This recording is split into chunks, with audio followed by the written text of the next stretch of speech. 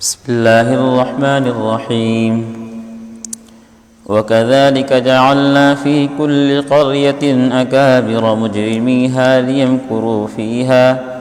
وما يمكرون إلا بأنفسهم وما يشعرون وإذا جاءتهم آية قالوا لن نؤمن حتى نؤتى مثل ما أوتي رسل الله أعلم حيث يجعل رسالته سيصيب الذين أجرموا صغار عند الله وعذاب شديد بما كانوا يمكرون۔ ترجمہ: اور اسی طرح ہم نے ہر بستی میں وہاں کے مجرموں کے سرغنوں کو یہ موقع دیا کہ وہ اس بستی میں مسلمانوں کے خلاف سازشیں کیا کریں، اور وہ جو سازشیں کرتے ہیں در حقیقت وہ کسی اور کے نہیں بلکہ خود ان کے اپنے خلاف پڑتی ہے، جبکہ ان کو اس چیز کا احساس نہیں ہوتا۔ اور جب اہل مکہ کے پاس قرآن کی آیات آتی ہیں تو یہ کہتے ہیں کہ ہم اس وقت تک ہرگز ایمان نہیں لائیں گے جب تک اس جیسی چیز خود ہمارے اوپر نہ اتاری جائے جیسے اللہ کے پیغمبروں کو دی گئی تھی، حالانکہ اللہ ہی بہتر جانتا ہے کہ وہ اپنی پیغمبری کس کو سپرد کرتا ہے۔ جن لوگوں نے اس قسم کی مجرمانہ باتیں کی ہیں ان کو اپنی مکاریوں کے بدلے میں اللہ کے پاس جا کر ذلت اور سخت عذاب کا سامنا ہوگا۔ پچھلی آیات میں اللہ رب العزت نے ہمیں ظاہری اور باطنی گناہ سے روکا کہ ظاہری گناہ سے بھی پرہیز کرو، باطنی گناہ سے بھی پرہیز کرو۔ آج کی دو آیات میں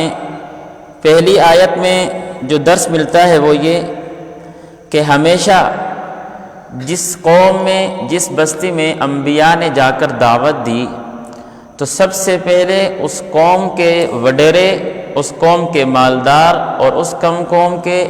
سردار جو طبقہ تھا انہوں نے انبیاء کی گستاخی کی اور انبیاء کی بات کا انکار کیا۔ اور جو عوام طبقہ ہوتا ہے یہ چونکہ بڑوں کو دیکھ کر چلتا ہے، جیسے بڑے کرتے ہیں ویسے چھوٹے کرتے ہیں، تو آپ علیہ الصلاۃ والسلام کو اللہ رب العزت نے تسلی دی کہ گھبرانے کی، پریشان ہونے کی ضرورت نہیں، ہر وقت کے نبیوں کو اسی طرح جھٹلایا گیا جیسے کہ آپ کو جھٹلایا گیا ہے، لیکن ہمیں یہ سمجھا دیا کہ ہمیشہ دین کے معاملے میں جب بھی تمہیں پریشانی آئے گی تو محلے کے، قوم کے، خاندان کے، برادری کے وڈیرے کی طرف سے، سردار کی طرف سے، بڑے مالدار لوگوں کی طرف سے آئے گی، چھوٹے طبقے کی طرف سے نہیں آئے گی، جو چھوٹے تو بڑے کو دیکھ کر چلنا ہوتا ہے۔ اس لیے اللہ رب العزت کا پیغام انبیاء تک پہنچا، انبیاء کا پیغام ہم تک پہنچا، بحیثیت مسلمان ہونے کے ہمارا کام کیا ہے کہ ہم دعوت دیں، بس ہمارا کام ہم لوگوں تک پیغام پہنچائیں، ہم لوگوں کو دین کی باتیں بتائیں، ہم لوگوں کو سیدھے راستے کی طرف لے کر آئیں، بس باقی حالات، واقعات اور اس وقت کے مسائل یہ تو انبیاء کے ساتھ بھی ہوتے رہے تو یہ ہونے ہیں، لیکن ہمیں یہ سمجھایا کہ ہم اپنا کام کرتے رہیں۔ دیکھیں گے وَكَذَلِكَ جَعَلْنَا فِي كُلِّ قَرْيَةٍ أَكَابِرَ مُجْرِمِيهَا کہ اس طرح ہم نے ہر بستی میں وہاں کے مجرموں کو یہ سرغنہ، ہم وہاں کے مجرموں کو یہ موقع دیا، کیا چیز؟ لِيَمْكُرُوا فِيهَا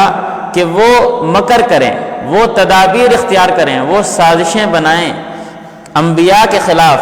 وَمَا يَمْكُرُونَ إِلَّا بِأَنفُسِهِمْ وَمَا يَشْعُرُونَ لیکن چونکہ سرداری ہوتی ہے، مالدار ہوتے ہیں، پیسہ ہوتا ہے، وہ اپنی مالداری کے گھمنڈ میں،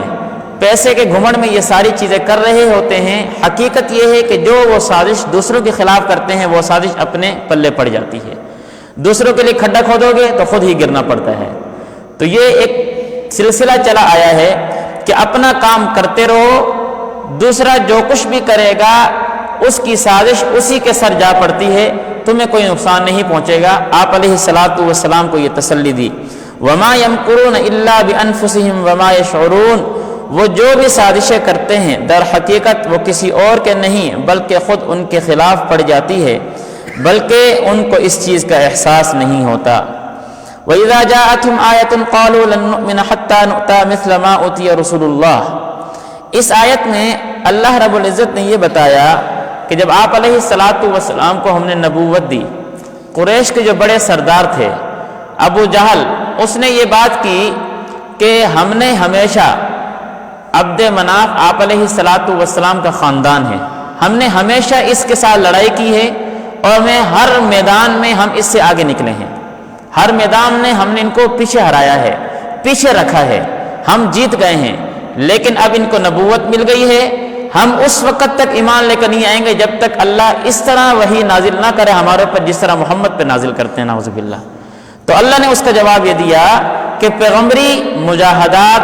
پیغمبری ریاضات، پیغمبری اچھے اعمال، پیغمبری اچھے اخلاق سے نہیں آتی، یہ اللہ کا عطا کردہ ایک عہدہ ہے جس کو دے دے، یہ انسان کی بس کی بات نہیں ہے۔ نے جواب دیا، فرمایا وَإِذَا جَاءَتْهُمْ آيَةٌ قَالُوا لَن نُؤْمِنَ حَتَّى نُؤْتَى مِثْلَ مَا أُوتِيَ رُسُلُ اللَّهِ، جب ان کے پاس ہماری آیتیں آتی ہیں تو وہ کہتے ہیں ہرگز ہم ایمان لے کر نہیں آئیں گے یہاں تک کہ آ جائے ہمارے اوپر اس کی مثل جیسے کہ آتی ہے رسول اللہ کے اوپر، یعنی وحی۔ اللہ نے جواب دیا اللہ اعلم حیث یجعل رسالتہ، کہ اللہ رب العزت بہتر سمجھ۔ سیصیب الذین اجرموا صغار عند اللہ، نبی کی گستاخی کا انجام کیا ہوا؟ اللہ نے جواب دیا سیصیب الذین اجرموا صغار عند اللہ، جن لوگوں نے اس قسم کی مجرمانہ باتیں کی ہیں، اس قسم کی مجرمانہ حرکتیں کی ہیں، اللہ کہتے ہیں صغار عند اللہ، ان قریب اللہ ان کو ذلیل اور رسوا کریں گے۔ اب چاہے وہ ذلت اور رسوائی دنیا میں ہو، چاہے وہ ذلت اور رسوائی آخرت میں ہو یا دونوں جہاں میں ہو،